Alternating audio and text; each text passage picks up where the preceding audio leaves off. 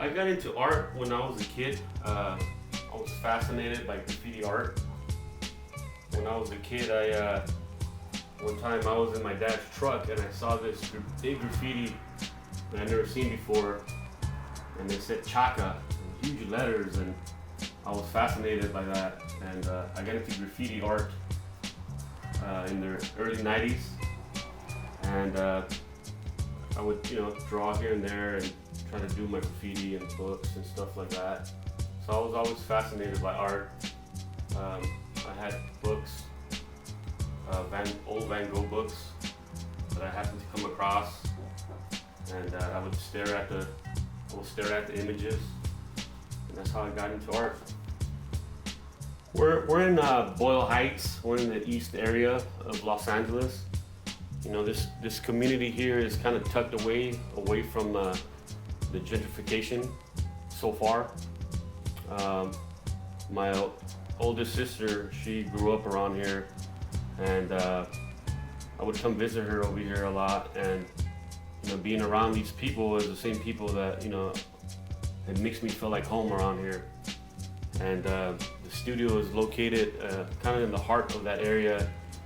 And when I come here, I paint, I feel at home, and it makes it easier for me to paint when I feel comfortable in an environment like this. And it could be rough, but it feels like home. I've been influenced. I have an older sister, Ramirez, and at first, I used to like doing my graffiti, my characters and stuff like that. It made me feel, good about, some of the paintings that I would do, characters and stuff, but they didn't have no meaning behind it, And I've seen my sister for many years, and doing some research. I was, studying on my own and stuff like that. I started moving into the Chicano art, because I am a Chicano, I'm Mexican American, and it just felt so natural to paint, paint my people and paint, people that have no voice sometimes, lost loved ones, and it makes me feel good, and I know it makes people feel good when they see the art. Being around this community,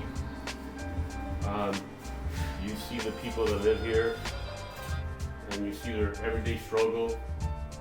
It inspires you to paint them. I like to paint people that have been forgotten in society, have been oppressed in society.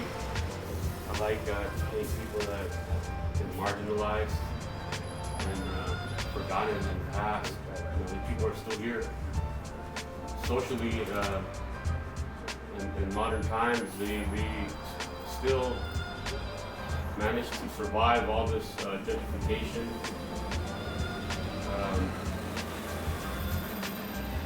Even though the economy is really rough on them, they still manage to somehow make a living. And I get inspired to paint these people because of their struggle. I like to give them a voice through my art.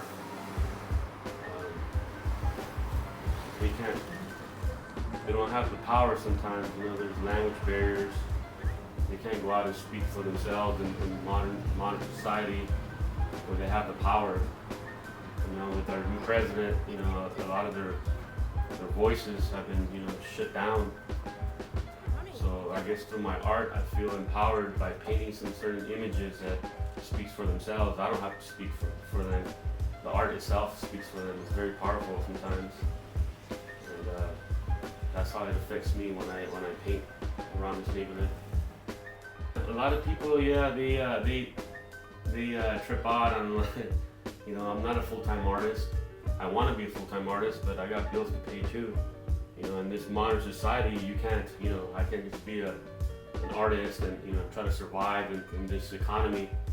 So I'm also an iron worker. I work on these buildings in downtown LA, Beverly Hills. I'm a full-time iron worker, and after a rough days of work, I come home, I shower, and I do my art. I do my sketches. I prepare for different ideas that I would like to do and paint. And sometimes I have dreams and I paint my dreams, the images in my head. I put them on canvas, and then it helps me sleep. It helps me heal myself. Art heals people. With this picture, I'm painting a school kid, a local Latino Mexican kid from this community, I guess. In my head, I don't know this kid, but to me, he's gonna represent the community. He's a school kid, People think that kids hate school around here, They don't need all that, And some of these kids, they really like school, They just need somebody to believe in them, These kids are our future. They're your future policemen, your future doctors. They need a chance. They need an opportunity. And the way things are going, shortchanging the teachers, shortchanging the schools, shortchanging the kids. The future doesn't look too bright if we're not fighting for that, So I'm painting this kid, this school kid, and trying to make him, look happy that he's going to school. He's gonna have his backpack ready to go to school, prepared for school. And I see a bunch of kids that really like school. Yeah, there's a few that don't like school. But if someone changes that and changes their way of thinking of how these kids are being taught, and make it fun for them too, they'll end up liking school. So yeah, that's what I'm painting this kid, little Mexican boy from the community.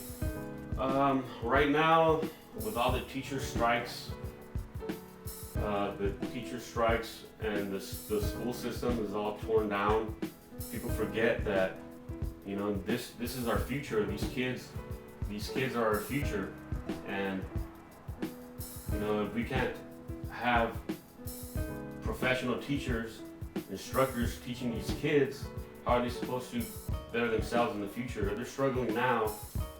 They're struggling now in society,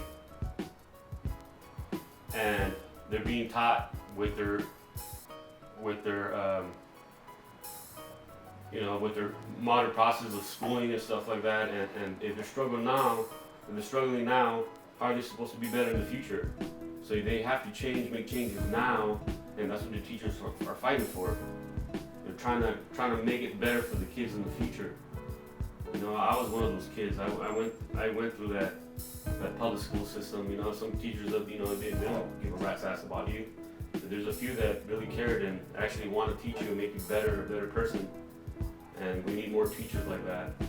There's still a lot of issues. I always felt that working and also in the public school systems myself, people think that every school gets the same amount of money, and every area gets the same amount of money, and all the teachers teach the same, and it's false. You go to these rich communities and they have better schooling systems. They have better instructors and teachers.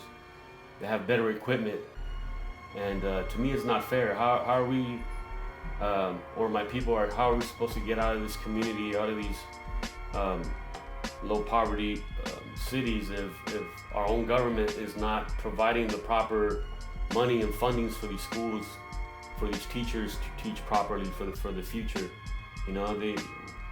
I feel like these kids are being left behind, and the ones that don't even need some of this money get most of the money. All this bunch of these charter schools and stuff like that. I don't know. It's not fair for these kids in the community. Some of these parents, they don't know. Some of them do know, but a lot of these parents work 2-3 jobs. They don't have time to be going to every single meeting and fighting for their kids' schooling and their future. So it's not fair. Somebody has to step up and fight for these kids. The reason why I painted this art piece is this kid represents, like the community, here in the east side, Boyle Heights. It represents, my people, my brothers, my friends. that kid wants me. He's eager to go to school. He wants to go to school. He just needs that opportunity. He needs somebody to teach him, and he wants to better himself in the future. We have to remind ourselves that these kids are going to be our future. My name is Oscar Ramirez. I'm a local LA artist. I'm painting out of this art studio here in Boyle Heights, East LA area. Stop by anytime, say hi. I'm under Art Underworld on Instagram. Follow me there. Thank you.